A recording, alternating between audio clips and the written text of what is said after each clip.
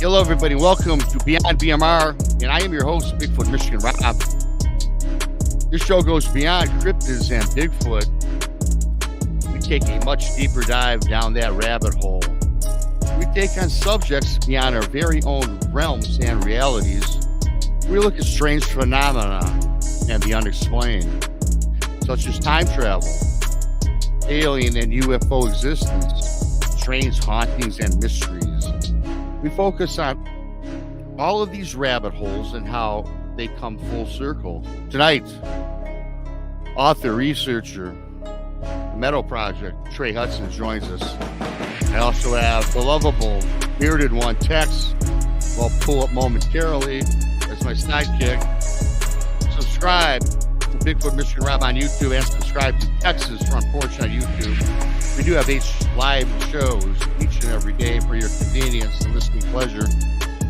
You can find us on Odyssey and iHeartRadio and KPNL Radio. Thank you to the lovely Selene for that one, and wherever podcasts are found. If you like our content, the Super Chat is open.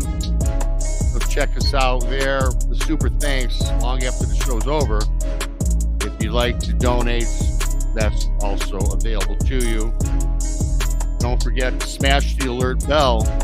Make sure the alert bell is always on and subscribe. Texas Front Porch, Bigfoot, Michigan Rob. Also, I'm going to go through our list of shows that we've got. Mondays, don't forget Texas Front Porch, 7:30 in the East. Followed up on Tuesdays, we have Your Variety, 8 o'clock in the East. Beyond BMR, 9 o'clock in the East. Jason McLean and the Mysterious Library on Untold AM Radio. That's at 10 o'clock in the East. Wednesdays, we come right back with a double dose of Jason McLean with the Guru Papers, 9 in the East, followed up by Jason McLean, special 17, 10 o'clock in the East. Thursday afternoon, don't forget, 1 p.m. brunch with Bigfoot Michigan Rob. Blondes and Booze later on in the day, 9 o'clock in the East. And on Friday, we got some more booze with you. We do a little Blondes and Booze, the Blondes and Booze and the Woo, 9 o'clock in the East. And don't forget the lovely, the talented, our buddy Jessica Jones, Space Out Radio on the weekend, Saturday and Sunday. You can find here over there on Dave's channel, 10 o'clock in the East. With that being said, Tex, my friend. Yes, sir. How's it going, my friend? Oh, I ain't got no complaints really. We had a little rough time earlier today, and down here in Texas we had some tornadoes roll through, but they missed us. So, but not by far, but they missed us. You know, it's always good when they miss you. Yeah. You know, in Michigan, we've had tornadoes, but very few have ever touched the ground, to be honest, where I live. Now, a lot of them are maybe a mile in the sky. Sometimes I've seen one flying through the sky like an F1. I really don't even think we've had anything over an F2, but when we get but we do get nasty storms. I remember several years ago, maybe a decade ago, the sky just turned green, and it opened up with this nasty storm. And, you know, it was so bad that about 1 million people in southern Michigan, because I live in the southern part of Michigan, we had lost power it was 2 weeks. I remember we had to drive to get dry ice, and there was 2 big trees in front of my parents' house, you know, where I grew up at. In fact, if that was so long ago, I was still a kid, to be honest with you. But it's funny because I do remember it just like today. It was probably the most scary times in my life, really, watching the storm blow through. And as much as I like watching the Storm Channel or the Weather Channel, I don't think I'd ever have enough guts, Tex, to be a storm chaser. Oh, I almost went to storm chasing school. Oh, yeah. But if I decided if I was gonna do that, I would buy a vehicle that was I didn't mind getting beat up. Because you're very, very likely to run into a lot of hail when you're doing that. But yeah, I agree with you there. I wouldn't be driving my if I had if I could afford, a big old Lexus SUV, that's the last thing that I'm gonna be pulling out in the middle of the storm. And in fact, I'm going to pull up our guest Trey Hudson, and I want his opinion on that a little bit here about storms. Trey Hudson, thank you very much, man, for joining us here today. Yeah, howdy guys. How are you? Fantastic. Thank you very much again.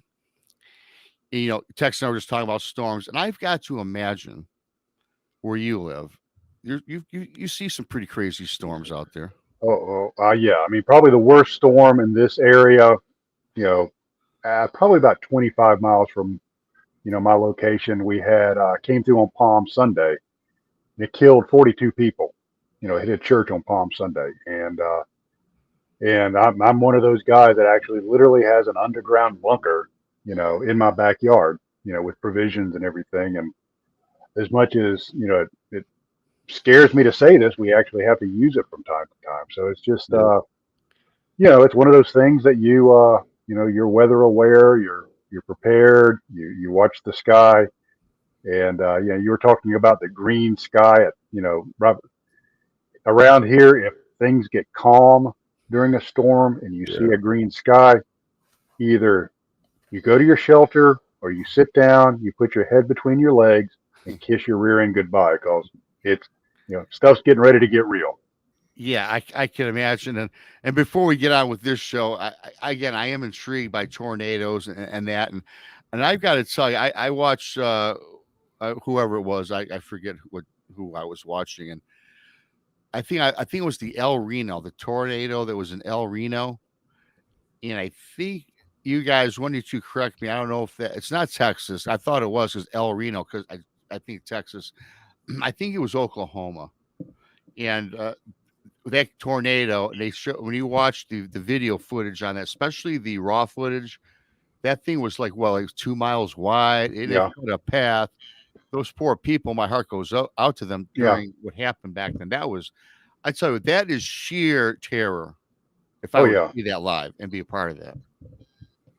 Yeah, I mean, it's one of those things. It's this massive machine of death and destruction, and it's miles and miles wide. And Tex, correct me if I'm wrong. Are the tornadoes in your AO area of operation usually daytime tornadoes or nighttime tornadoes? I'll take your pick. Take your pick. Yeah, I seem to be usually at night. So you can't see anything, and nothing. We get quite a few during the day down here, and it's. Like today, they rolled through during the middle of the day, and it's our problem is we're right there on the Gulf. I mean, not us right there on the Gulf, but Texas is got that Gulf Stream coming up, and of course about the tornado belt. Oh, yeah. In fact, I was watching the show the other day, and they've actually extended the tornado belt because the jet streams changing, all that kind of stuff. And so it's actually widened and deepened and actually moved. So it's kind of crazy, but it's like today. They had, let's see, 1, 2, 3 that I know of that touched down. So and one was just 4. One was just about 2 miles from the house. So, oh, wow. And then the other ones, they weren't far at all. They were Grapevine, Texas got hit. I saw a video of a discount tire that had the whole front blown out of it and everything and stuff like that. And there was another one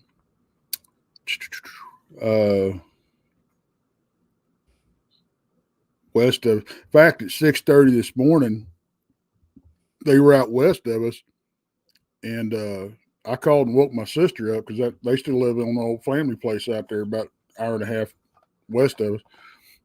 I said, "Hey," y'all awake? Yeah. Why? What's up? I said, "Y'all under a tornado." Yeah, better wake up. But here's the good thing though. Tex and I have tornadoes, One thing we do not have is lake effect snow.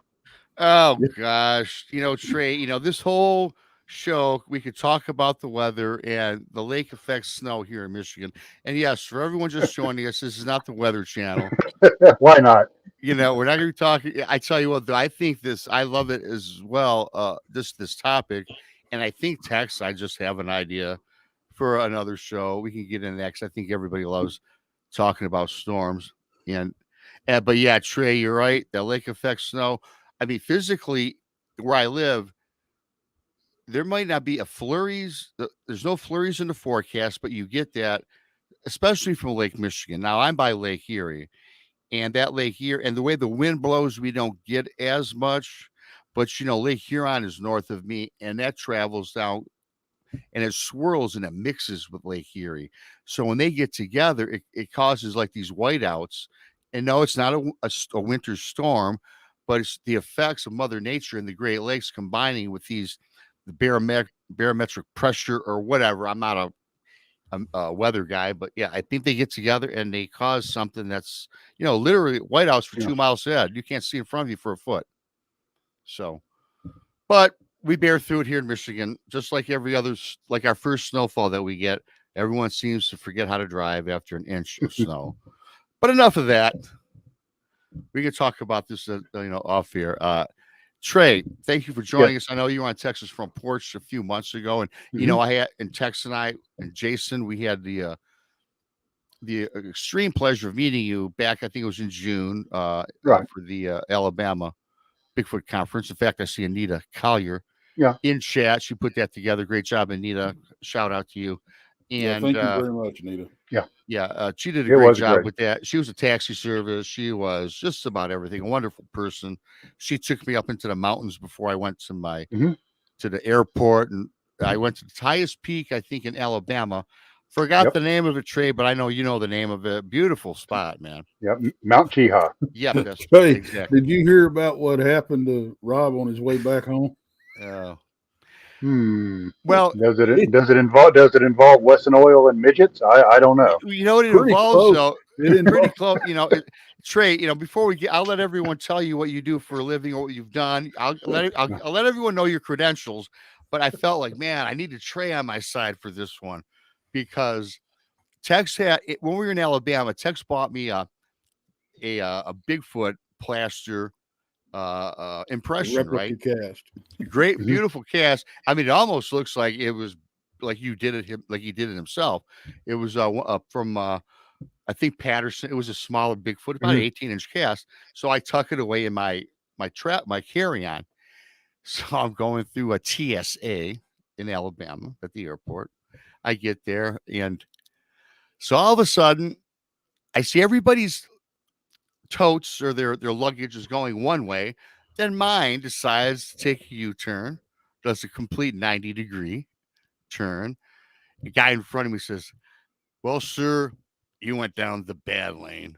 I'm like, "Yeah, I'm thinking so much so." So I'm kind of thinking, what do I have in there? So I'm like, they flagged that cast, that Bigfoot cast. That has to be because I have this. I brought the same stuff back, maybe a few extra tokens from the trip, and sure enough, they pull me out of line. The TSA officials are there. There's like 2 or 3 of them. They're going, "Could you open up your bag, sir?" I go through. I open up my bag. Midway through the bag is where I have, the cast, and I got it wrapped up in a old T-shirt or whatever, a used shirt from the trip. Right? So they look at me like, "What is this?" And we get to talking, and I make the stupidest comment, Trey, to everyone listening. I said, "Well, it's not cocaine baked into it or nothing. I'm not a smoker." No. But before, hey, Trey, listen, man. There's 3 people from TSA. Before you know it, I look up. There's like 12, 15 of them. Yeah, all kinds of new friends. Yeah. And I said, "Man, I'm going to be spending the night in jail." Even though in my head I know I'm doing nothing illegal, and once they go through this, I might. Who knows? So I mean, they could have. If I'd have done that 2 years ago, probably would have been in jail, whether you were joking or not. So we get through this, and they pull it out. I assure them, and they ran it. They did whatever testing they ran, Trey. Not to make a long story short. So now I get to saying, "Hey, I was in Alabama for the Bigfoot conference. I was a speaker along with my buddy, a couple buddies of mine. Then I go on to say, we do live shows, we're on YouTube, we're quote unquote mini celebrities. So now we break into, I'm telling these guys stories, and then before you know it, 2 minutes and my plane is about ready to take off. And I said, oh my, I got to get out of here. They said, hey, Bigfoot Rob, they're ready to call me BMR. I passed out the cards, the whole 9 yards. And I said, yeah, I'm going to miss my plane. And one of the agents said, oh, don't worry about it. Your plane's been delayed for like 2.5 more hours, excuse me. So we can sit here and chat it up. And so again, I talk to them again, tell a couple more stories, say my goodbyes. Then I meander over to some bar. Again, my plaque is kind of sitting on top of my carry-on, and so I meet up with a lot of great folks there. And again, I'm talking a couple hours. So we leave, plane's ready, get back on the plane. Now I'm flying now, still in Alabama, straight to Detroit. Well, there was another delay. Oh no, get out of line again. So long story short, I got many stories. Again, here's the thing. Tex and Jason drove from Texas to Alabama. Yeah. And of course I flew. Do you know, through all these delays I had and all the storytelling that went on, that Tex and Jason driving a vehicle made it home before I did, and I was flying. So go figure that one out. Yeah. You and your Bigfoot cast. Yeah. Bigfoot travels well. It's a good story piece. And much like yourself, I know you've got some great stories, a lot of good information for us today. And if you'd like, Trey, if you could just give us a little background for some people that maybe don't know much about you, Trey. I grew up in Atlanta. Went to high school in an area just north of Atlanta called Norcross. When I was in high school, I earned the Eagle Scout Award while I was a Boy Scout. There's also an award called the 50 Miler a Foot Afloat Award, which you get for either canoeing or backpacking 50 contiguous miles. So I earned that 3 times. So, I'm kind of a real outdoorsy guy. I really like the outdoors, hunted when I was younger and stuff like that. Attended the University of West Georgia. There I studied under some really, really well-known parapsychologists like Dr. William Roll, really famous parapsychologist. I ended up with a degree in psychology with a minor in anthropology from there. Also was in Army ROTC and was commissioned as a U.S. Army intelligence officer and served with the 372nd Military Intelligence Detachment and the 337th Tactical Exploitation Battalion. Hoo-ah! So I did that for a while. Was injured, and my military career was cut short. So I decided to go to work for the Department of Defense as a security specialist. So I've been doing that for over 34 years, and I've done everything from security of weapons of mass destruction, intelligence, counterintelligence, emergency management, physical security. What else? Served a stint in Afghanistan as an anti-terrorism and operations officer. So I've just, kind of been around. I've hunted big game in Africa. I've done that. Scuba dived in the cenotes and the Yucatan. So I just kind of like going out and doing things. So, this exploring mysteries and strange goings on in the forest is just, right up my alley. So, I've led a very blessed life that I've got to have some unique experiences. And what I tell people, I'm just an ordinary guy that's done some extraordinary things. And yeah, again, this show, again, we're gonna have you come back, because I always tell people, because you got so much experience out in the field, and then you formulated. You're really, I think, from reading some of your things, Trey, you're more of a paranormal guy first, right? I mean, that's how you first started, kind of. Yeah, that's kind of how I started, and that was always kind of my love was paranormal, and the ghost guy. You see everybody's seen the TV shows. You go into a house or a factory or something. It's like, oh, what was that? And you have your EVPs, and I'm not don't hear what I'm not saying. I'm not dismissing that stuff. That's real phenomena, and I have captured just some phenomenal things. Disembodied voices, shadow figures. The whole 9 yards. And so being a paranormal guy, I'm kind of looking at things, through the paranormal lenses. Those are the optics. And so we started looking at a strange haunted road, looking into the folklore. And buddy, I'm telling you, my world changed, and I don't look at things through just the paranormal lens anymore. I look at it through a much, much broader, fisheye lens, and take in a lot more, because folks, the world is a whole lot stranger than you think it is. And sometimes it's just literally right outside your back door. Yep. Yeah, and when you talk about broad, everybody's heard about, the infamous, or maybe not infamous, right? Depending on your perspective, Skinwalker Ranch. Mhm. And so through a lot of, as advancing in your career and getting into your field of study, you have a place that you kind of make mention of being similar to that of the Southern Skinwalker Mhm. Ranch. And that's very intriguing. I know a lot of people have not heard about this. Some have, maybe some not, but I know most of our people, perhaps this might be the first time. Right.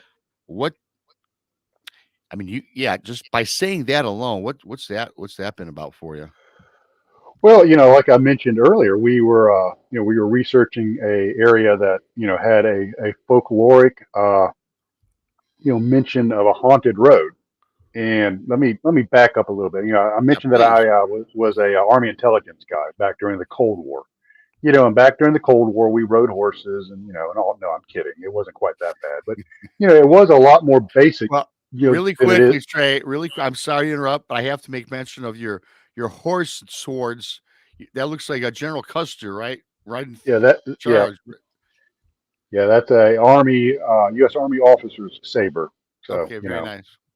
So what we did is we learned when we did intelligence analysis, we would take a map, an old school topo map, and we would take a piece of acetate, tape it up over the map, and we would draw the enemy locations and areas where we would put our weapons and placements, and where we thought the enemy would come down through what they call avenues of advance and things like that. It's all boring intelligence preparation of the battlefield stuff. But we would use these big acetate sheets, line them up on the map, and draw them. And so looking at things like that, I started thinking about this. This is kind of after the Meadow experience. And this is something that, people in your audience can do, is take a map and a marker and go to, like, let's say the MUFON website or some of the other websites that talk about UFO sightings, and draw a blue dot everywhere where they have UFO reports. Then take a yellow marker and go and start researching the folklore and start putting dots where you hear about ghost stories or hauntings or things like that. Then take, obviously, a brown marker, and everywhere you hear about cryptid or Bigfoot, put a mark. And you're going to start to see concentrations or clusters. Okay. And that's where the weird stuff really happens. So I discovered later, after kind of stumbling across this area, this was one of those areas. And yeah, I call it the Skinwalker Ranch of the South, and that's a bold statement. Sure. How, Yeah. how can you be so bold to compare it to the Skinwalker Ranch? Well, I'll tell you some of the stuff that we had going on there, and y'all had a chance to meet some of the folks that have experiences, like primarily Jessica and Bob, and Kristen. Uh, we've had disembodied voices, we've had missing time, we've had individuals that appear to turn into balls of energy on our equipment. We've had cryptids. We've had what we think possibly were portals. We've had a mysterious woman in black. And we've had all this crazy stuff happen. And when I started kind of compiling it together, I'm like, holy cow, this is like Skinwalker Ranch. This is the exact same phenomena. And I've actually had some folks that do some research out on the Skinwalker Ranch, reach out to me and say, wow, yeah, you're doing the same research, and the same phenomena that we have out here in Vernal, Utah. So, it's really a cool place. It's a little unnerving sometimes, but it's certainly well worth the continued investigation. So the and Jessica's actually in the chat with us. Yeah. The when you talk about the Meadow, some people may not know what we're talking about. So can you kind of give us some background on that a little bit? Sure, absolutely. We decided, or I decided, being a paranormal guy, I was going to investigate this haunted road. And the story was that there would be, we've all heard this story. Specters would line the side of the roads, and they'd, rub their hands on your car as you drove by, and you'd have the handprints and all of that. And that's really cool folklore. And a lot of times, if you follow the folklore, it might not be quite as dramatic. The folklore might be a bit hyperbolic, but usually there's something to it. So, and it's well worth investigating. So, we went out there with that idea that we were going to investigate this haunted road. So, a good friend of mine, fellow researcher, Daryl Neese, and I went and decided we were going to go down this road while Bob Wilson, y'all met him, stayed back at camp. So we go down this haunted road and didn't have a thing happen. It was a complete bust. It was in February. It was raining. It was cold. It was just icky, and nothing happened. So we get in the truck and we're driving back to base camp, which was about 20 miles away. And we got on the radio and told Bob, "Hey, we're coming back." And Bob said, "Well, what happened?" It's like, "Well, we heard a quail whistle, which in the wintertime at high elevation in this, this area, somewhere in the America Southland was a mountainous area. And you don't hear quail at a high elevation in the winter. So it's like, was it a Bigfoot, mimicking a quail? This area also has a lot of cryptid reports. So we're like, yeah, maybe that's what it was, so maybe we got something. We were kind of pumping ourselves up, maybe it wasn't a complete bust. And Bob goes, "Yeah, wait till you hear what happened to me." Okay. So of course we were intrigued, and we get back to camp and say, "Okay, Bob, spill the beans. What happened?" And he says, "Well, guys, y'all were out there, down there on that road. And I was drinking lots of coffee because it's cold and it's icky out here. And, nobody wants to get chilled. And, anybody, especially you guys out there, if you drink coffee, what goes in, got to go out. It's basic fluid dynamics." And so, Bob is being Bob and decides he needs to step behind the campsite and take care of some biological necessities. Yeah. And so he's taking care of these very important matters, and taking matters into his hands. And okay, no laughing. And so he's taking care of business, and he sees a bolt of what looks like a bolt of lightning come down, a beam. Yet there's no thunder.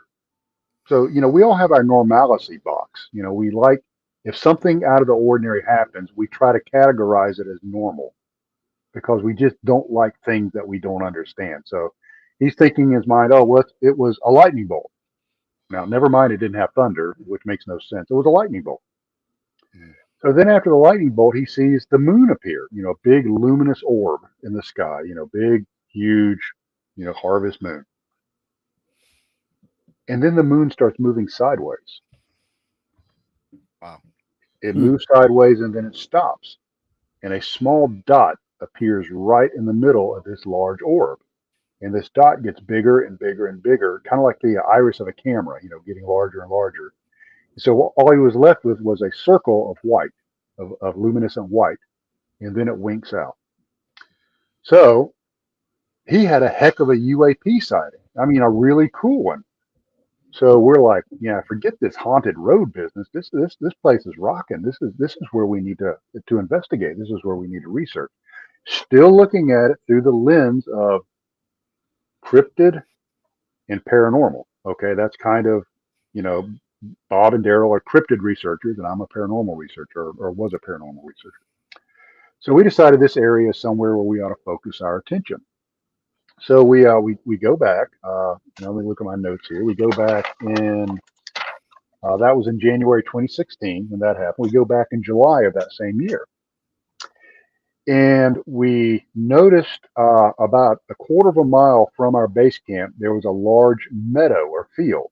Imagine a pristine alpine mountainous meadow. Very, very pretty. Very, very, very, y'all seen photographs of it. Very, very nice. Very, very just beautiful, bucolic. And we said, maybe we're going to start our research here. for several reasons. Number one is you have a big open sky. You can see the sky, anything in the sky.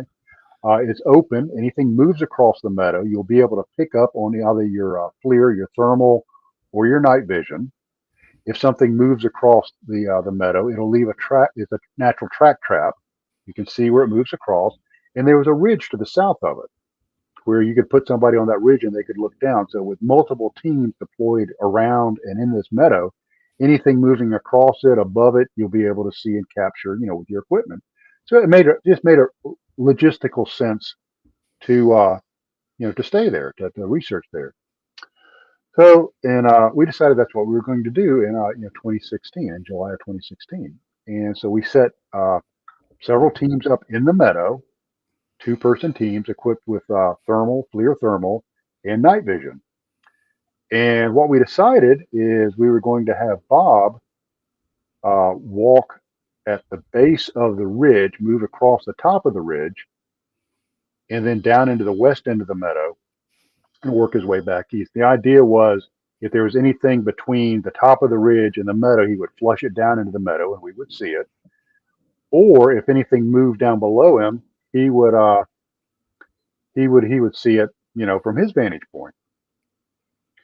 So we're all set up, and the idea was that once we got set up, Bob would radio us and say, "Hey guys, I'm starting to move, across the ridge."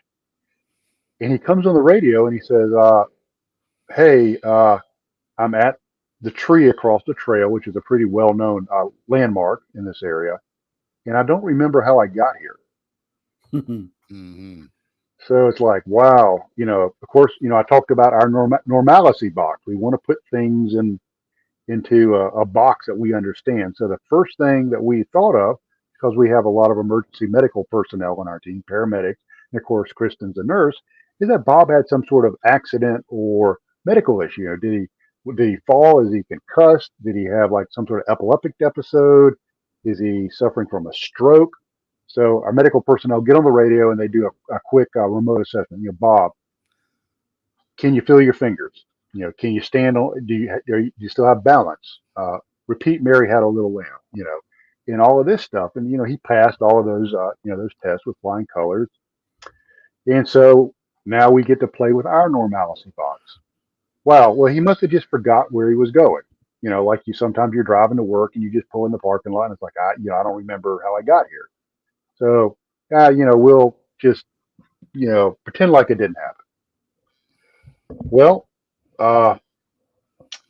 he made it across the top of the ridge, dropped down to the west end of the meadow, and 2 gentlemen on my team are watching him through their thermal, and they see him come down in the field and start walking towards their team, and they drop their FLIR. And they see where he was, this ball of light appear, this sphere, this orb, and shoot across the meadow several hundred yards in just a few seconds. We calculated it, and that thing was moving at about 25 to 26 miles per hour, really fast. And they brought their FLIR back up, and where this thing stopped, there's Bob standing there. Wow. He couldn't have covered that distance. It would be impossible, but he's standing there. And they get on the radio and they say, Bob. And they see this figure in their FLIR bring the radio back up, and he says, yes. So it is him. And they said, yeah, you need to come and talk to us. So, Bob makes the way over to them. And they say, hey, do you feel all right? And he's like, yeah, I'm fine. Why are you asking? Well, you just turned into a ball of energy and moved several hundred yards in a few seconds. And he's like, no, I just walked over here. And no. What did you experience? He goes, I didn't experience anything. I just walked over here. What are you guys talking about? So, to this day, we argue about whose reality was changed. And you get down into the quantum physics of this, the quantum science of the observer effect. The observer affects the outcome of an experiment.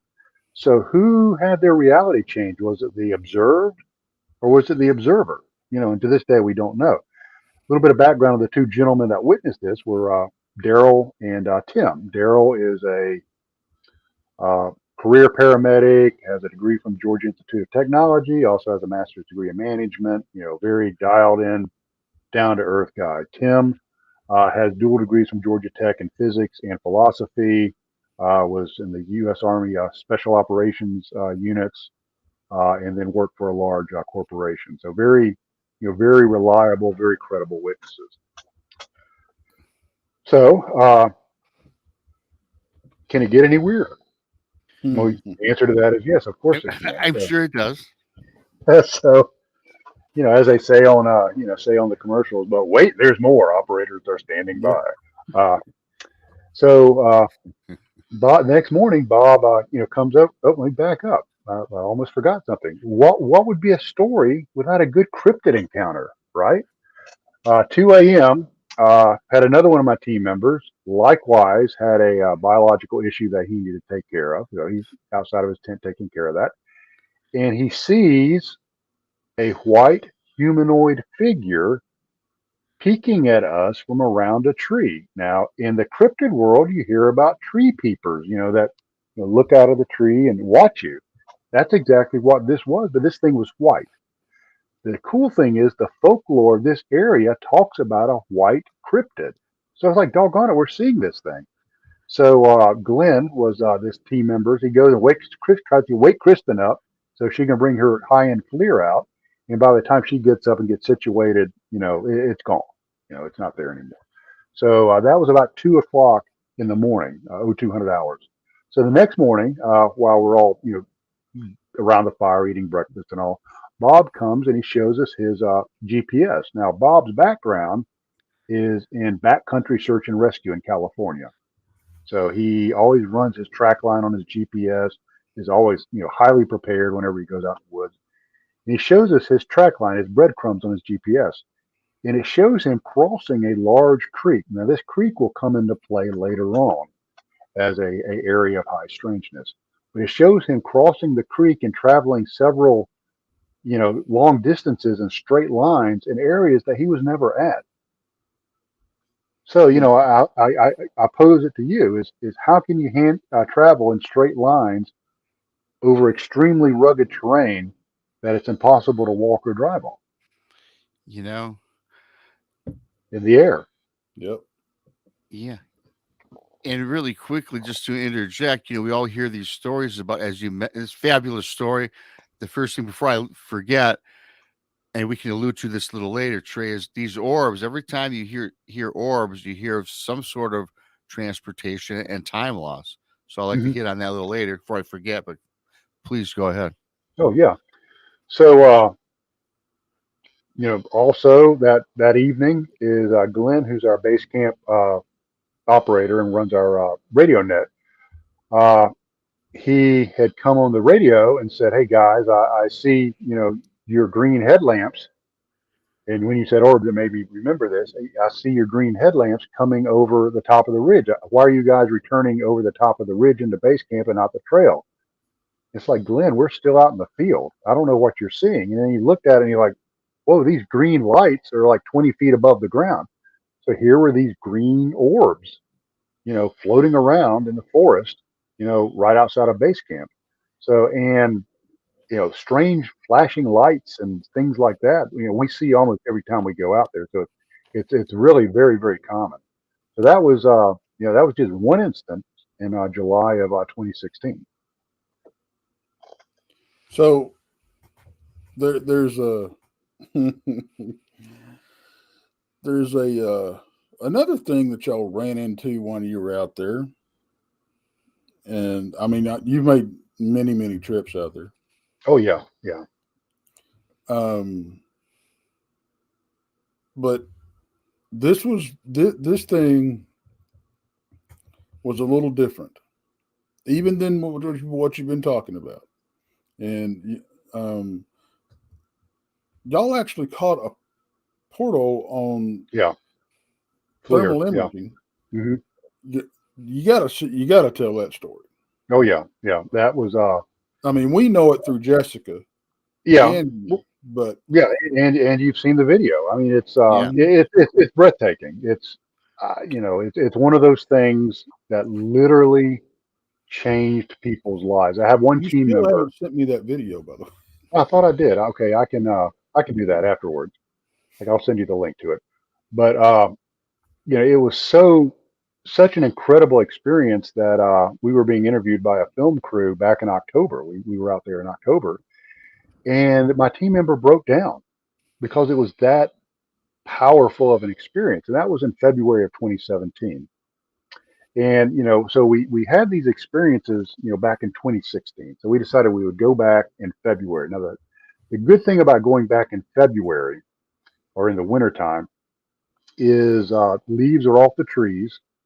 There's not a lot of people out there, and your layers of visibility are very open, so you can see really far through the forest. And so we decided to go back and do kind of the same, technique we used before. Have teams out in the field, send a team up on top of the ridge, et cetera, et cetera. Except we learned a very important lesson from last time. Don't ever send anybody out alone because they might not return. That comes into play later.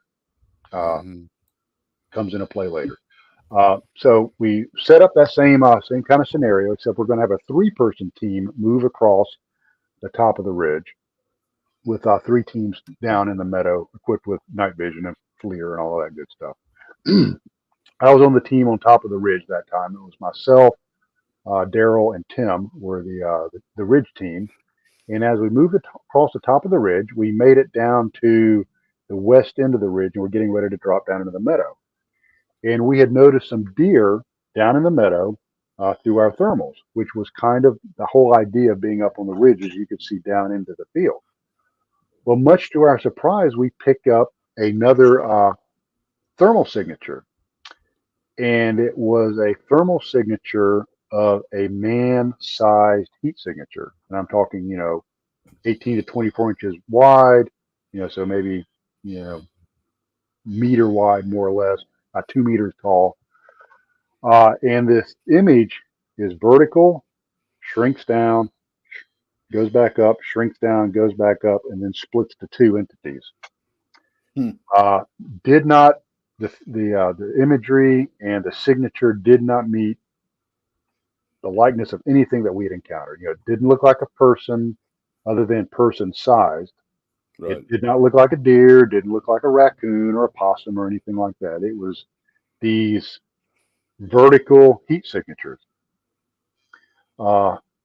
And so we observed that, and we were able to capture that on video. And I actually had a friend of mine in Hollywood, a Hollywood producer, that took that and slowed that down and enhanced it. So it's really a cool video to see with it enhanced. But so we dropped down to the meadow, thought that was pretty cool. And then one of my team members, David, gets on the radio and he says, "Hey, you need to come on over here. We're picking up something really weird on our FLIR." And I get over there and he says, "There's this box, this cube, about 10 meters by 6 meters by 6 meters, a cube, if you will, almost like a house. And it was colder than the surroundings. So it was cool." Let me back up. I'm sorry, it was hot. I'm getting the images reversed in my mind. It was hotter than the surroundings.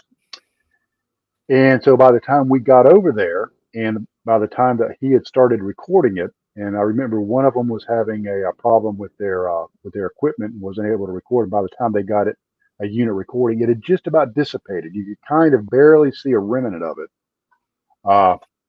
So we decided we were going to dispatch a team to the area where this thing was and see if there was any kind of change in the environment or if it left any kind of residue or anything like that.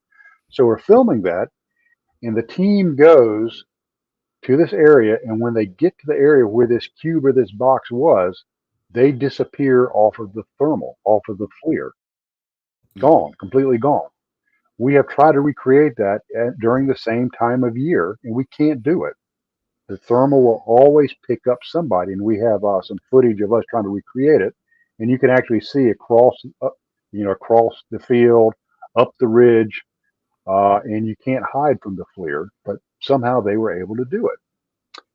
And while this was going on, there was a small group of trees, off to the side, and guess what popped up on those 2 trees? 2 man-sized heat signatures, once again, like they were watching us. So something was watching us while we were filming our team in the Wow. this cube. And so the box or the cube, dissipated. The team came back and we asked them what did they experience while they were there. And they said they walked into this area, and when they walked into it, they did not encounter any kind of encumbrances. There are no briars, no brambles, no branches. They just sort of walked into where this thing was.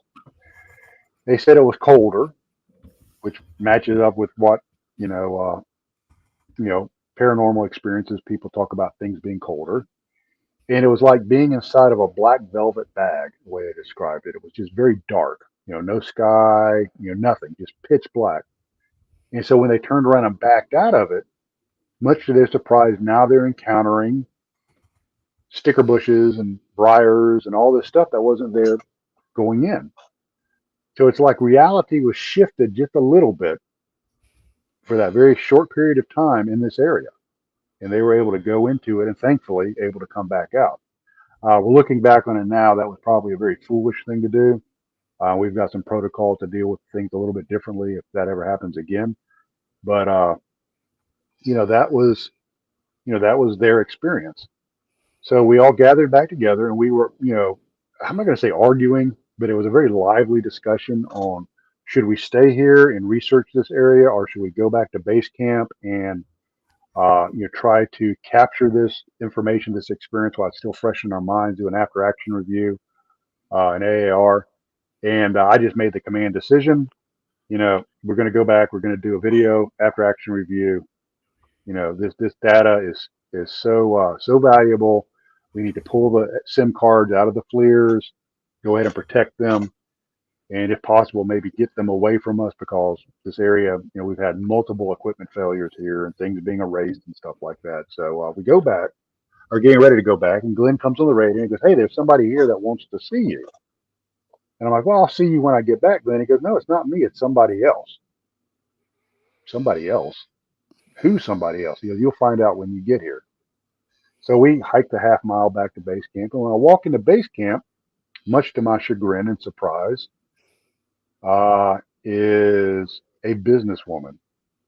Okay, this is February, about 10:30 at night, so 22-30 hours at night, in the middle of the forest, in the middle of nowhere. There's a businesswoman, resplendent and dashing in her loafers, slacks, blouse, and blazer. Okay, so what in the heck is a businesswoman doing out here wanting to talk to me? So this woman starts trying to interject herself into our activities. She says, "No, you need to stop what you're doing, follow me down this county road to come see these things called monkey bears. They live in this barn, these monkey bears, and you need to stop what you're doing and come follow me to see it." Well, I don't know about you guys, but some strange woman in the forest telling me to chase monkey bears? I ain't doing it. I'm not putting a dime in that jukebox and playing that song, buddy. No way. It was just too weird. It was strange. It was bizarre. We were all kind of wigged out by this woman.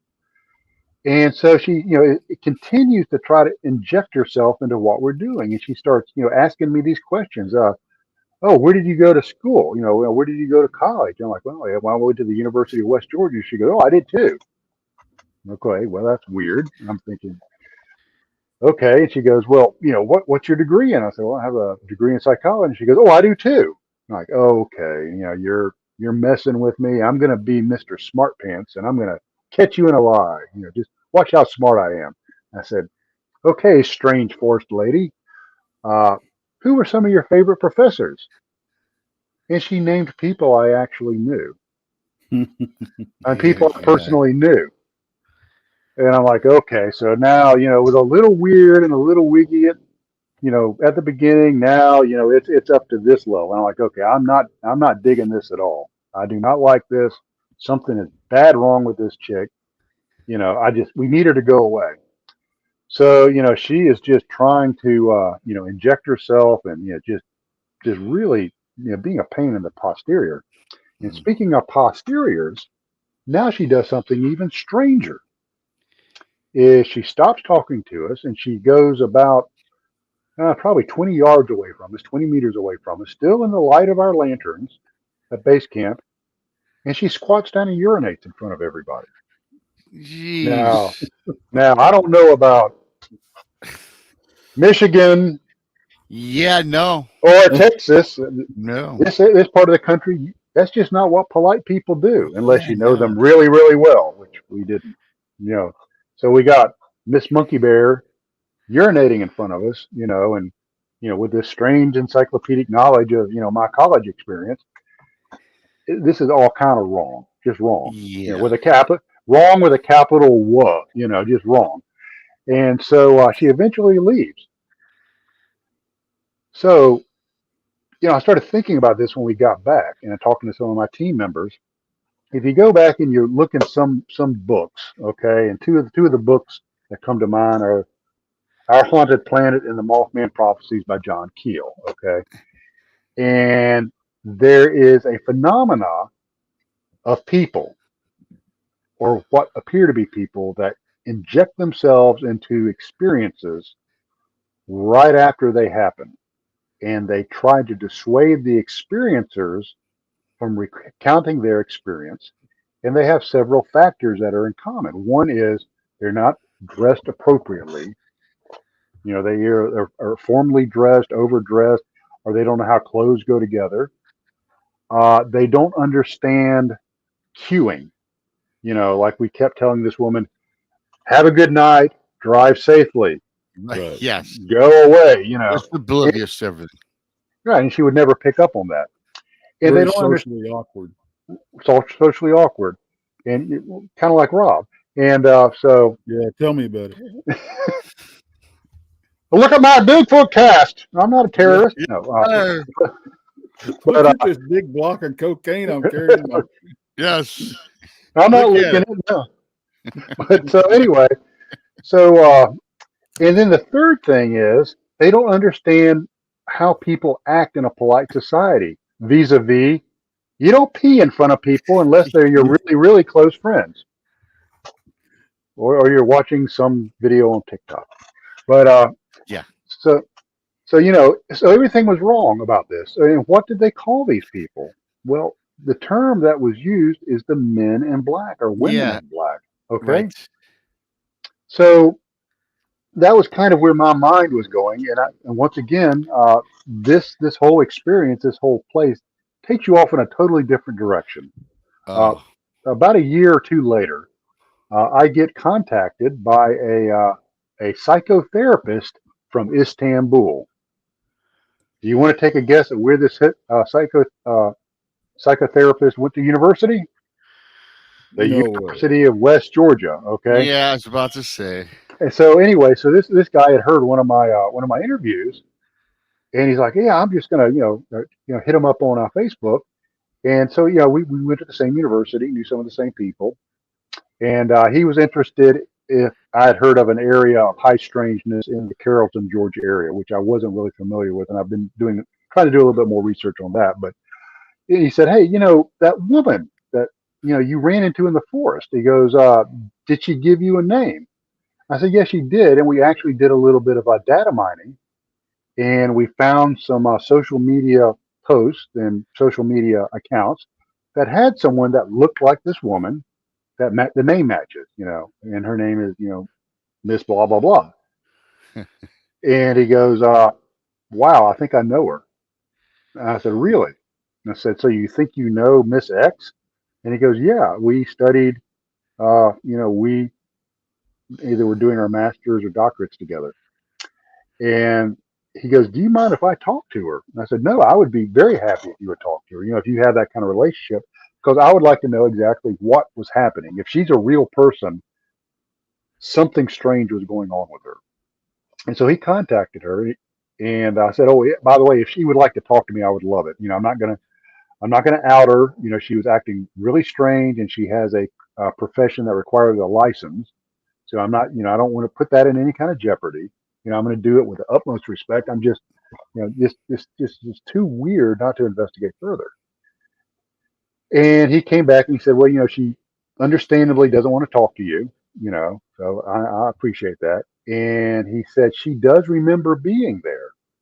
She said that she had had a hard day at work and decided to relieve stress by driving around in the middle of the forest in the wintertime at night, you know, whatever, Mm-hmm. resplendently dressed in her business attire. And she remembers her encounter with us as we were evasive, which was true. We were trying to hide something, which was true. And then she said she just left. She said, I do remember telling them about monkey bears because that was something that, my sister and I would run into these like small cryptid creatures called monkey bears, or we called them monkey bears. I mean, I know what a gummy bear is, but not a monkey bear. But so he said, do you remember anything else weird about it? And she goes, no. I said, so she didn't remember squatting down and urinating in front of us? I said, I actually went back after you and I talked and I polled my team members and asked them to, several years later, write what they remembered. And to a person, that's exactly what they recalled. And he says, no, she doesn't recall any of that. I said, do you find that odd? And he goes, well, here's the weird thing is he said, when we were studying at university, she was a sensitive. She was the kind of person that would pick up on things before any of the rest of us was. And this, like the University of West Georgia has a very, robust parapsychology department. So they would, research that kind of stuff. And he says, it would be reasonable that if somebody was going to be, I'm going to go out here, guys, this is going to sound kind of crazy, but if somebody was controlled or manipulated by an outside force, that she would be the type of person that would be receptive to that. So it kind of changes the way maybe I look at the whole men in black, women in black experience, that maybe they are actual people, but they're being controlled by some sort of external force. So that was, that was our really weird February 2017 experience. Yeah. Yeah, Trey, that's a lot to unpack. And I know that text is full of questions. I've certainly got questions. And we've got everything here from the paranormal to orbs to cryptids to potential men in black women. By the way, I was going to suggest getting a urine sample from her and trying to get a DNA analysis, but perhaps she was human after all. But with that being said, Trey Hudson, it would have been kind of odd, Paul, chasing her around with a red solo. Yeah, it would have been odd, but you know what? But at the same time, that was relatively odd. And he did mention I am socially awkward. With that being said, we'll be back in 5 minutes. Take a quick break with Trey Hudson, the Meadow Project, Beyond BMR.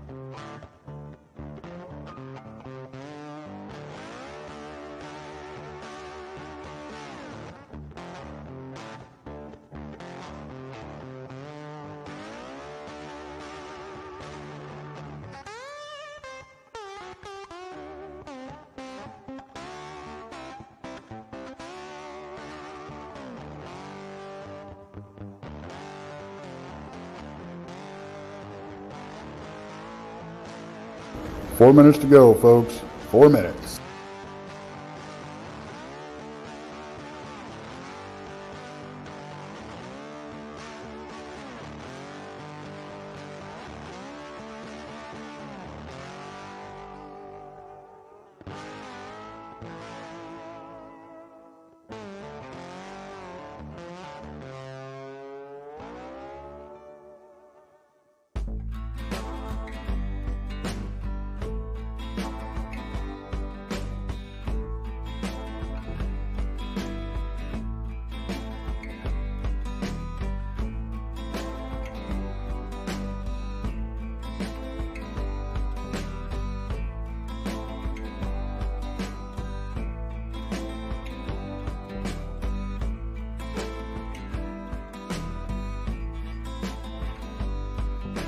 3 minutes. We're almost there.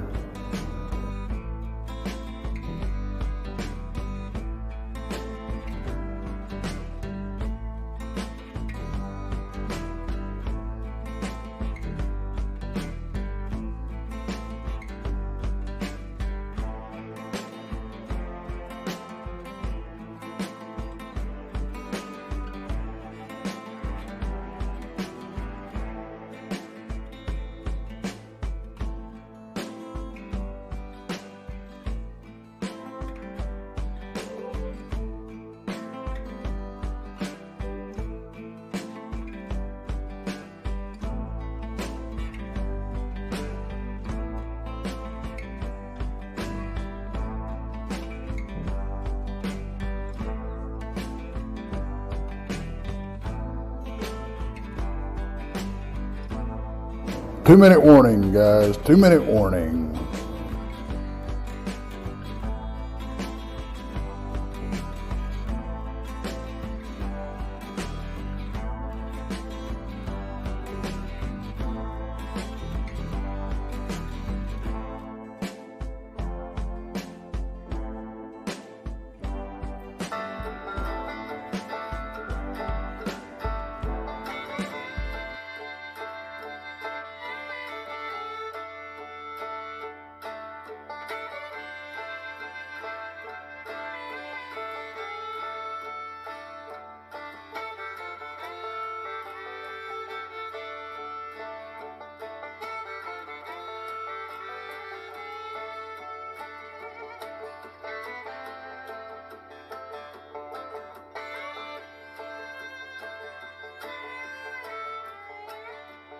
One minute.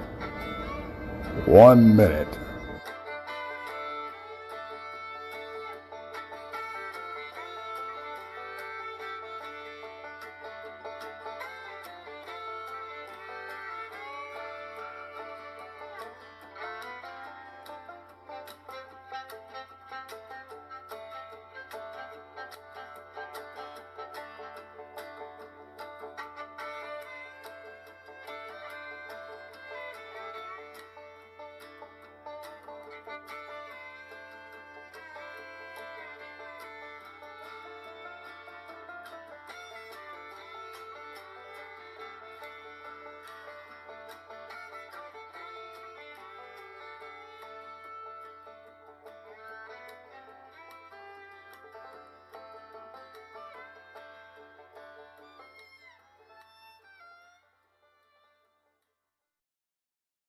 Hey, everybody. Welcome back to Beyond BMR. I am BMR. We got Trey Hudson with the Meadow Project.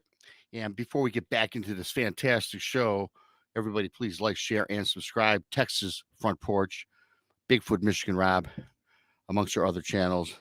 Siru Papers, Jason McLean, Van Buren Variety with Bob Van Buren, Blondes and Booze podcast. Subscribe to them. The Cryptid Huntress, Jessica Jones. And on Mondays, don't forget, Texas Front Porch is 7:30 in the East on Monday. Tuesdays, Van Buren Variety, 8 o'clock in the East. Beyond BMR, 9 o'clock in the East. Jason McLean, Mysterious Library at Untold Radio AM. That's 10 o'clock in the East. We come right back on Wednesday with the Serial Papers and Jason McLean at 9 in the East. And again, it's a double-packed day of Jason McLean. And I join him along with Donnie Cho. Jason McLean questions everything at 10 o'clock in the East. Thursdays, Brunch with Bigfoot, Michigan Rob, 1 in the East. Blondes and Booze, 9 in the East. And we come back with the booze on Fridays, 9 o'clock in the East. Blondes, Booze, and the Woos. And Jessica Jones, Spaced Out Radio. Check her out on the weekends, 10 o'clock in the East, Saturday and Sunday. And I'm going to bring up Tex. And I'm going to bring up Trey. And yeah, Trey, I got to tell you, man, this is such an encompassing story. Just, you know, what you just enlightened us with. And it's got everything, doesn't it, Trey? And to me, I mean, I don't even know where to start. I know Texas got some things for you. I'd like to start with this. You know, with the Beyond BMR show, I always try to say, hey, we try to bring everything full circle, all these rabbit holes. It doesn't matter if it's cryptid, alien, UFO. An alien could be anything that's not known to man, right? Or the paranormal and orbs. Trey, with your research, your skills, you know, what you've experienced, I think all these things have to be connected some way or another. I mean, what you've just spoken on kind of I hate to use that word prove, but it kind of gives it substantiates a lot of these things. Yeah, I think so too. And I alluded to it a little bit earlier as I was looking at things through the paranormal lens, the paranormal optics of a ghost guy.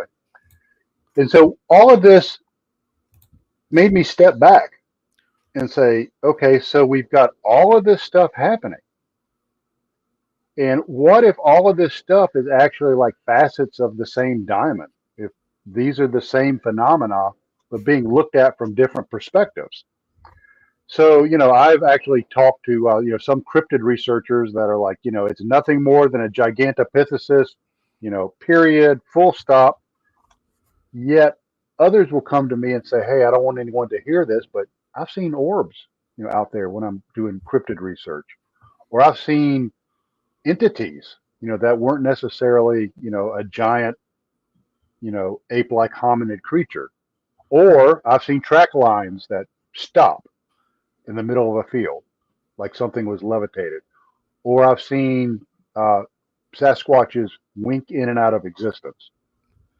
So what that means is us as I'm going to say paranormal, and I say paranormal in a sense that it's outside of normal, is those of us that research high strangeness, by whatever flavor that takes, be it ghosts, UFOs, Bigfoot, is we've got to really start taking a very broad view of this stuff. And the folks that are right on the cutting edge of this kind of research are starting to look at things in that very broad, viewpoint, that very broad worldview. And they're finding that there's a lot more weird stuff going on around them than perhaps they were realizing, acknowledging, and even perceiving. So, and I know, both of you have had some, very bizarre experiences that, aren't your typical Bigfoot experience. And I think that's kind of where where the culture, the high strangeness culture is moving. Yeah, I have to agree.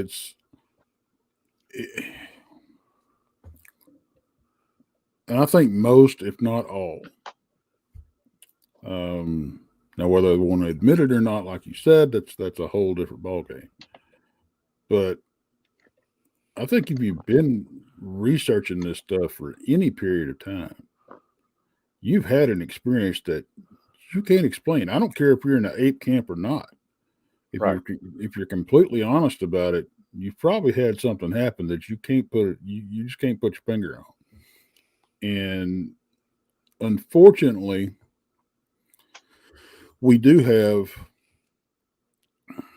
the problem that people, and it's funny because these people that have these experiences and don't want to talk about them, but they've been researching, say, Bigfoot for 20 some odd years or whatever, dealt with the same thing. If they had a Bigfoot experience, or others that had it, not wanting to come forward, but they're in the same boat now because they don't come forward and be ridiculed in their circle. Right. Now, with so many people experiencing this high strangeness, there's got to be something to it. Mm-hmm. Even if me and Rob are full of it, which we ain't, but even if we were, there's too many out there to ignore. Right. And that's one thing that I tell people, and my story is it's off the hook. I mean, it's crazy, it's fantastic, and I could see where somebody could say it was unbelievable, and I get that. It's not my place to make you believe anything. That's up Right. to you. But one thing I will put out there, for anybody that cares to really think about it, is it's not just me experiencing this. It's about 10 people. And look at the background of these 10 people. You personally know some of these people. Yep. And it's not only the uniqueness and strangeness of the experience, in my case, but it's the high quality of the experiencers. And everybody's story and everybody's recollection of these events all coincide. Yeah. I've got affidavits, I've got recordings. And so if you look at it from that point of view, doggone it, maybe that Hudson guy is onto something. Well, with the whole, let's see, Duke says, for years, Bigfoot researchers were brave enough to talk about Bigfoot, but not brave enough to talk about all the weird stuff going on around it. Mm-hmm. And he's right. And yeah, absolutely. I think we're kind of cracking that egg open a little bit. I think so. But it's a hard egg to crack. It really, really is. Because, it is. Yeah. So many of the academics or mainstream academics, once you bring something weird into it, they don't want nothing to do with it. Yeah. And what happens is, I mentioned my minor is in anthropology, and I studied under some of the, some pretty well-known archaeologists. And in that field, there's a very narrow worldview. Right. The anthropological record is do. And if you vary from that, you're going to be mocked. And people in this field, be it cryptid, UFOs, ghost, or whatever, have so much emotional capital in their belief system that it hurts them emotionally to vary. Mm-hmm. And I actually had a paranormal researcher say, well, you're not a real paranormal researcher. You're looking at UFOs and Bigfoot. You're not a real paranormal researcher. And I said, I tell you what, I'll put my results against yours. I'll put the number of times I've been interviewed, the number of times I've been published against you. And we'll decide who's the real paranormal researcher. And it was just such a stupid comment, such a narrow worldview. It baffled me. While anybody that was, researching the unexplained, be it ghost or whatever, would act like that.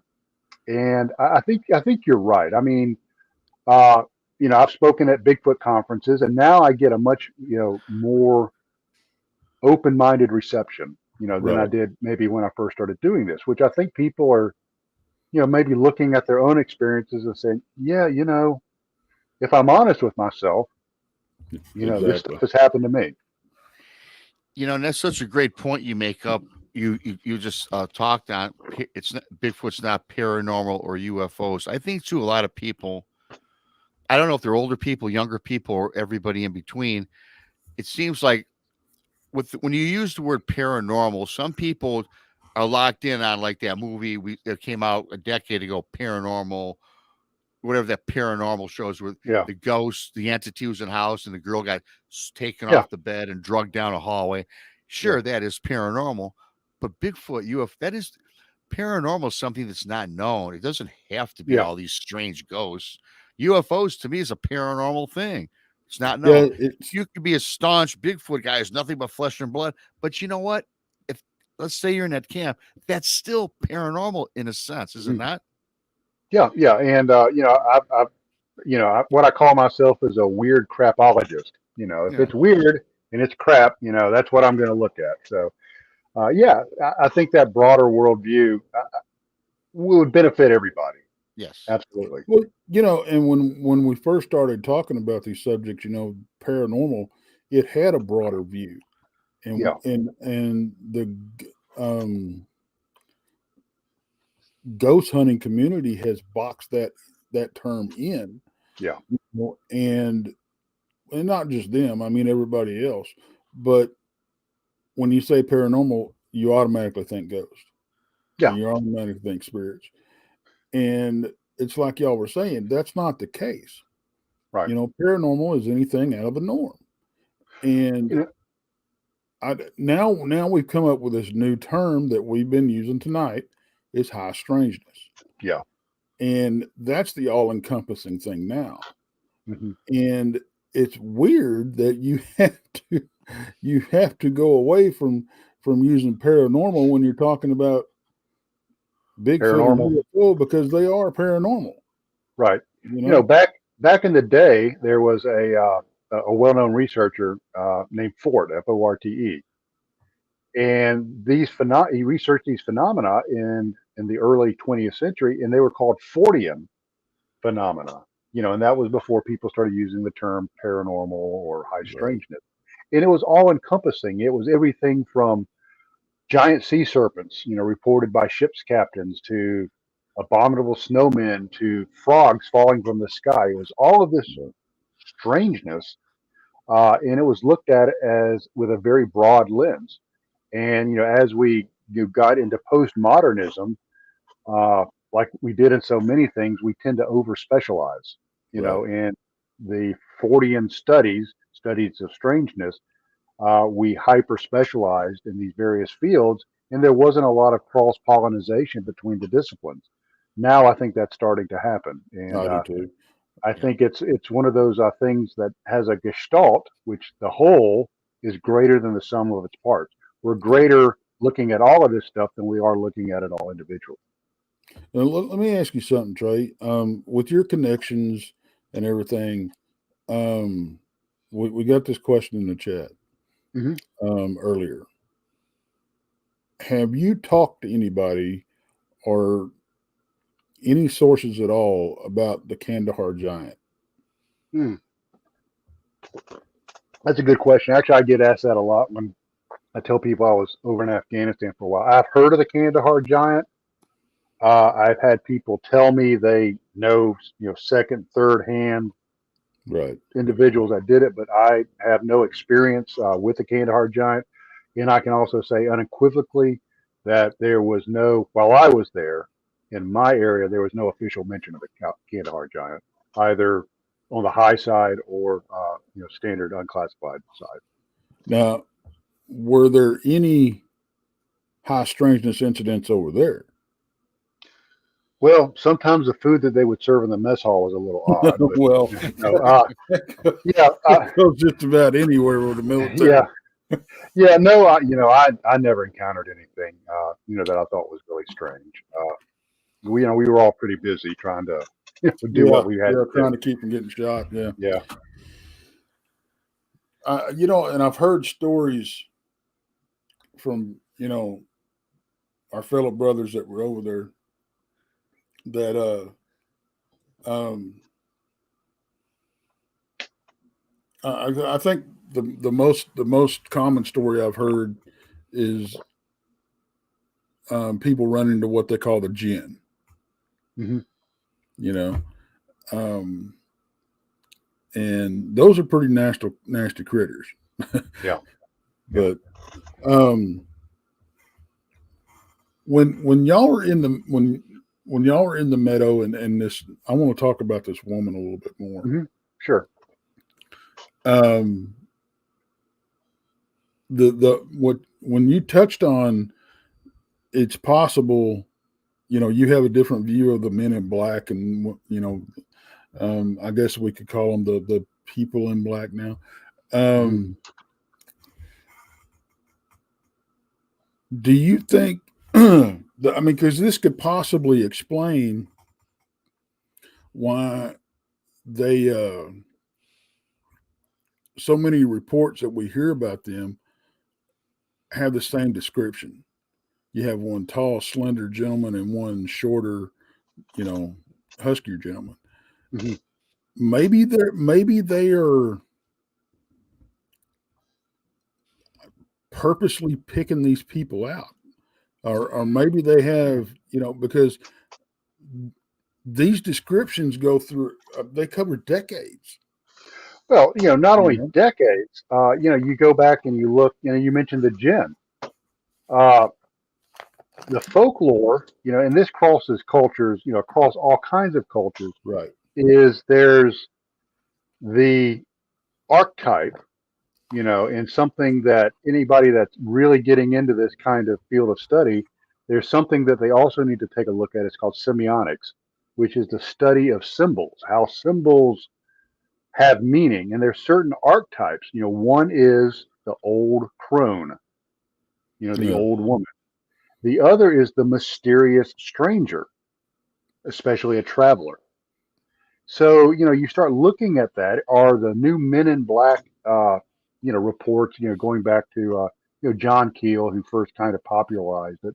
If you go back even further than that, centuries back, is it just a postmodern, modern, and postmodern continuation of the mysterious or wandering traveler who oftentimes seemed strange, out of place, and had mysterious powers? And a modern manifestation of the mysterious traveler is the ghostly hitchhiker. That's another archetype, another folklore.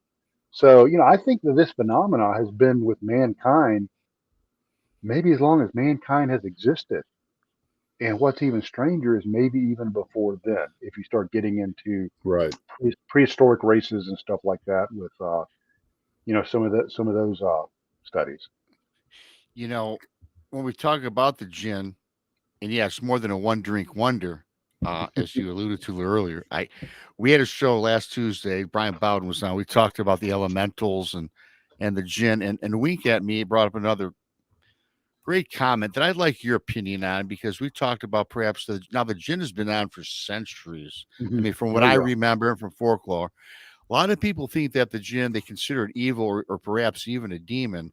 Now, everyone has their own beliefs. Mm-hmm. And I like to ask you this. I make sure that I mention it to everybody when we talk about this subject. Is that an evil entity cast from hell, or are people? It's just depends on what your mindset is or what you think about it. Yeah, it's basically what your cultural worldview is. Right. There are some interesting things to consider. You have across cultures different, like I mentioned, archetypes. Yes. And demons or evil spirits seem to be, across all cultures. Be it a Asian culture, a European culture, an African culture, evil spirits are always there. Right. And I come from, obviously, a European background, and because of that, a Christian cultural worldview, which, people of European background, that's kind of our heritage. So you go back and you look at the New Testament and demons, and then you go back even further and you look into the Old Testament. And in the book of Genesis, it talks about the sons of God laying with the daughters of men. Right. So what were the sons of God? Are they fallen angels? Are they some sort of other entity? Are they what became the jinn? Are they what people perceive of as being demons? So, I think that, you start peeling back the onion, the cultural onion, down to the root, there's something to that. And that's worth exploring. And I do have to tell people, if I'm terribly and completely honest with them, there is an element of danger to this. Yes. We've had team members die. We have team members get very ill, extremely ill. In fact, And, right after, not long after that incident with yeah. So, maybe that change in our physiology that makes us ill, maybe those were the spells that demons would cast, or the old crone would cast, or the mysterious traveler would cast. And maybe it's something as simple as radiation that we're exposed to, or maybe it's some other phenomenology or energy that we haven't yet discovered or come up with a way to measure. So let me ask you this. Have you had anybody from your past that you still have connections with, and I'm trying to phrase this where you can answer it. Yeah, I think I know where you're going, but go ahead. Have you had anybody from your past that has came back to you and said, now that you're into this kind of stuff, that have talked to you about having experiences, but they can't talk about the having experiences? Yeah, no, that's a great question. I know exactly where you're coming from, and I danced around the issue as much as I could. Yeah, no, it's an excellent question, and actually, I'm kind of kind of surprised by that too. And I'm trying to think how I can dance around the answer. I have been involved in stuff and may or may not still be involved in it that has support from certain counterintelligence agencies. Okay, I'll just put it like that. Continuous support.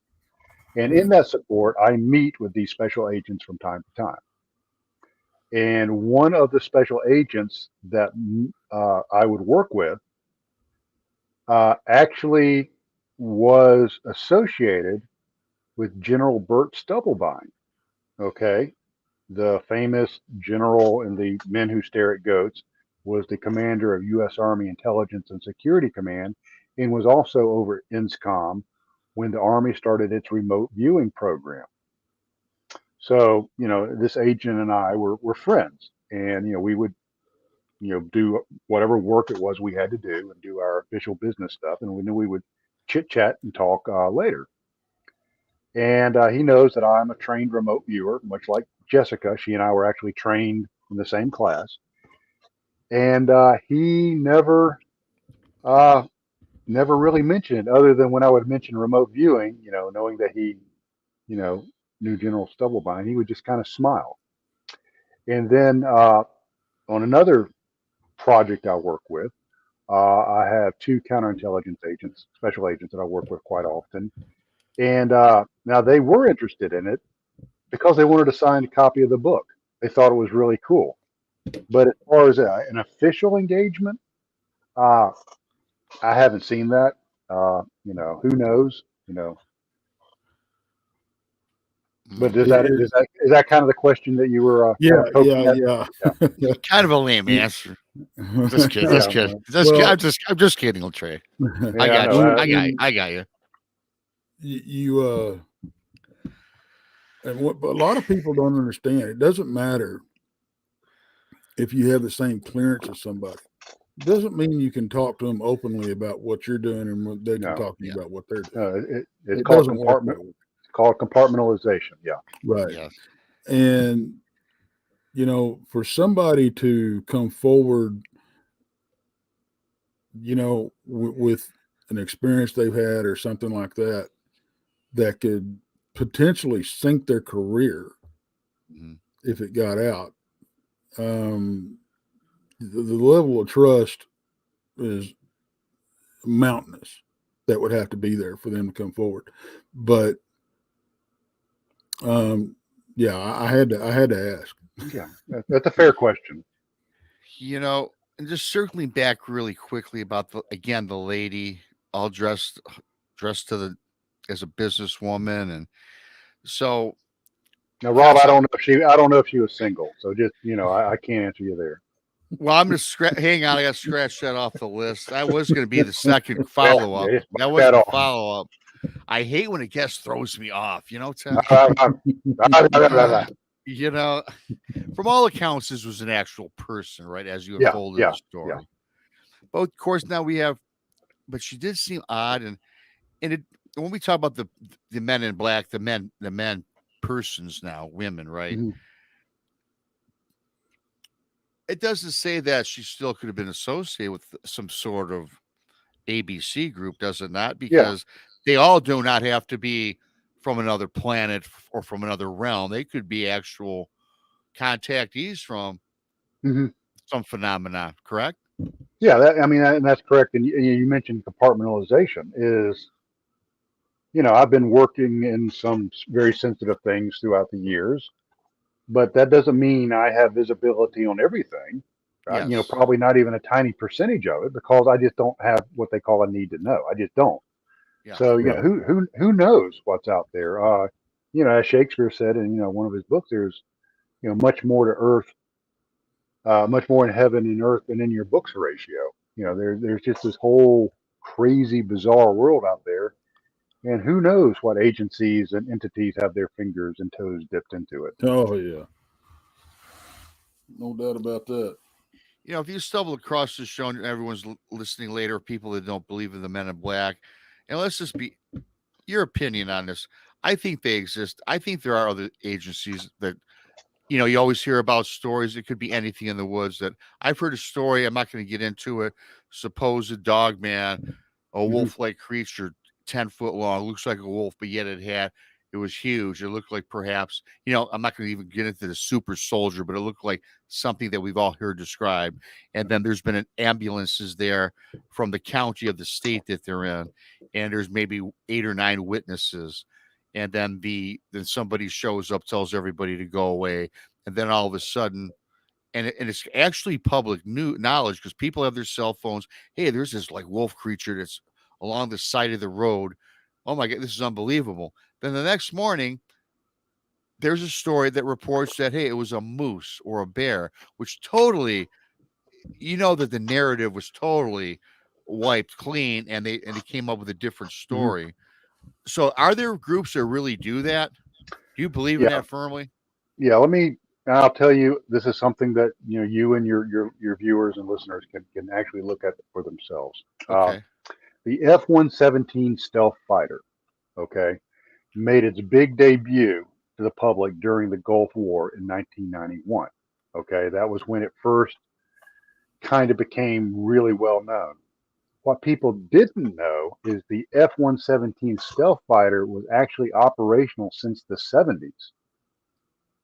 Is there was a Air Force unit out of Tampana Air Base, Tampana Range, that flew the F-117 for several decades, operational unit prior to it being public.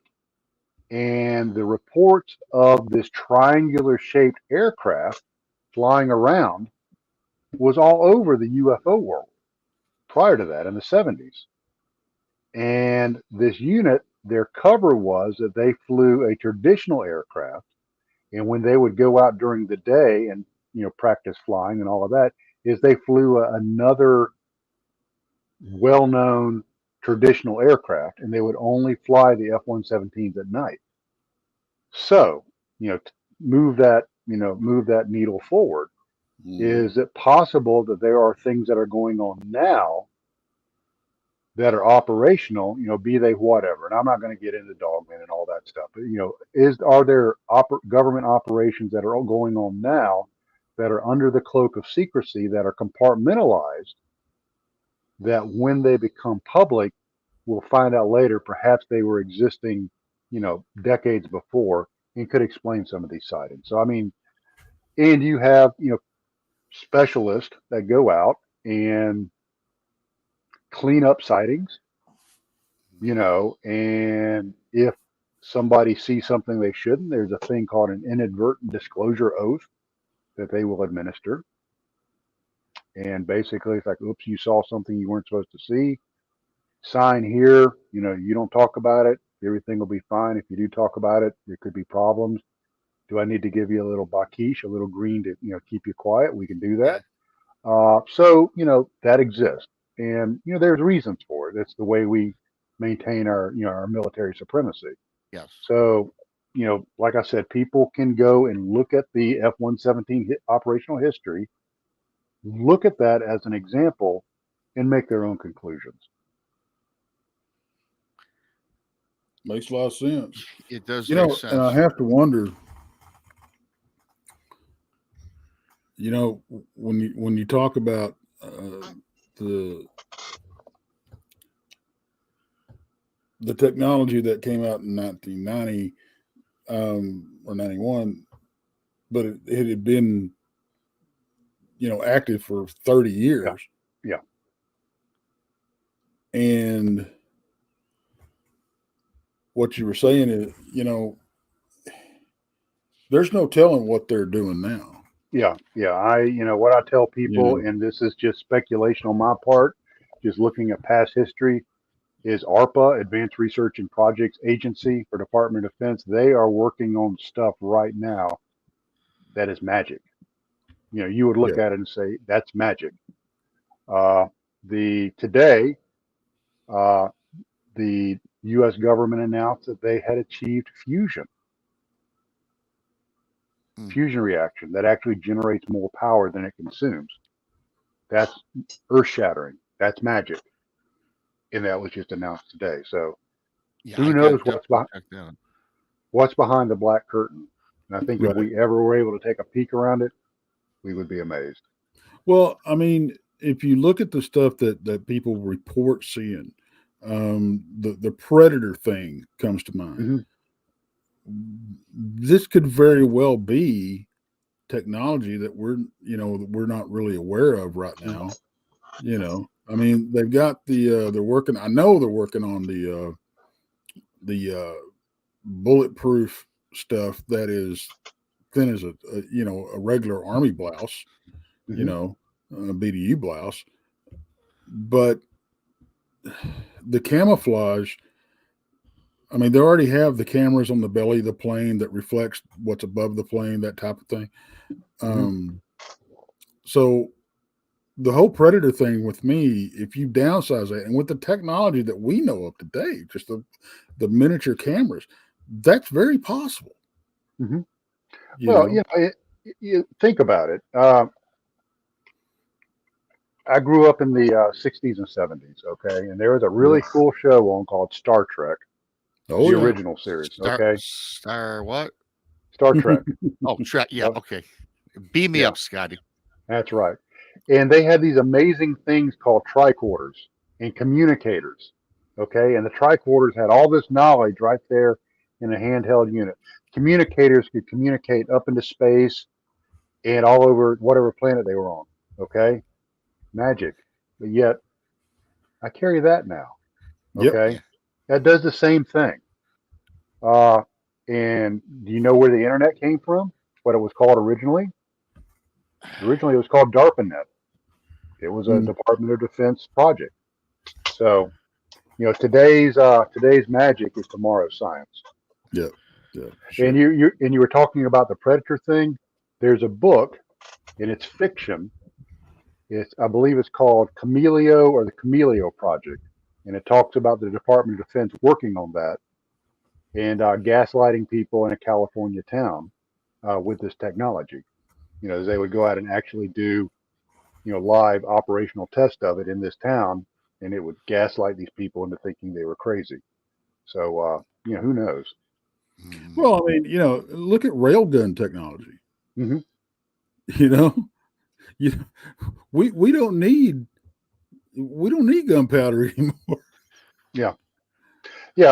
Strange you should mention that. There was a incident in was it the Gulf of Hormuz? I'm trying to remember this past week where a Iranian gunboat approached a U.S. destroyer or guided missile cruiser, one or the other. I can't remember. I'm not a Navy guy, but and this ship, this naval vessel, was equipped with a laser, and this laser can like burn UAVs out of the sky, and it also has a dazzle effect. They can turn it to a non-lethal thing and blast whatever the adversary is with disorientating light. This laser is silent. It's invisible. And each time they shoot it, it only costs about 58 cents. Magic. Yep. Wow. Yeah. Trey, I got to ask you before we go tonight, and this is not a military question. I mean, it's just your opinion because I don't want to get deep into all this because I could pose it in a military fashion. But what do you think? And I ask this because Tex and I get these questions all the time, and people I speak with, I get to it all the time. Being that, we talk a lot about cryptids on the shows and such. What's your thoughts, whether it's military, whether it's billionaire companies, moguls, oligarchies, you name it? Do you think there is something that is created, being made and manufactured deep underground? I won't even use the word dumbs, underground somewhere, that are unleashing monsters that they're putting into our forests that perhaps are part of this 411 phenomenon, or not That's even a good phenomenon, the 411 yeah. in general? Yeah, that's a good question. There was some concern about the CERN Large Hadron Collider. I find it very interesting that in front of that collider, do you know what there's a statue of? Of Shiva, the destroyer. Okay. Yes. Of all the things in the world that you would have in front of the CERN headquarters, You have Shiva, the destroyer and creator of worlds. Well, on your opening ceremony, why would you have a mock human sacrifice? Right, a pagan ceremony. Yeah, Yeah. it's just weird, I've been to many opening, ceremonies, and I was there when the Stryker combat vehicle was rolled out, to congressmen and all of that. I was on working with some folks on security for that operation.